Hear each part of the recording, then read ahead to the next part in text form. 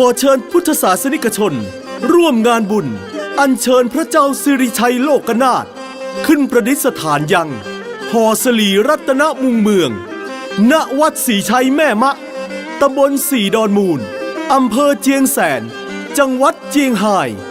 ในวันอังคารที่26 กันยายน 2560 ในเวลา 15:09 นาทีโดยท่านหลวงปู่ครูบาบุญยังปุญญังกโรวัดห้วยน้ำอุ่นอำเภอลี่จังหวัดลำพูนท่านพระครูบาเจษฎาจีรศรีโลวัดห้วยซักอำเภอดอยหลวงและพระอาจารย์สอนรามสิงหสุวรรณโนหรือตุ๊ปี้เจมรักษาการเจ้าอาวาสวัดศรีชัยและในเวลา 20 นาฬิกา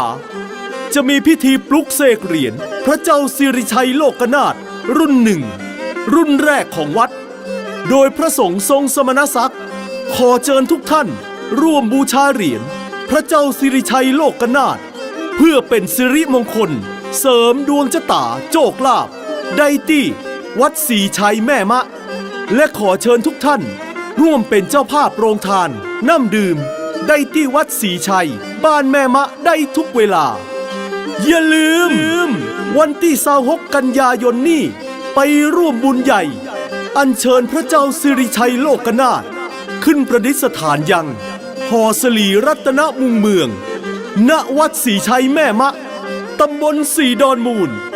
อำเภอเจียงแสนจังหวัดเจียงไฮ้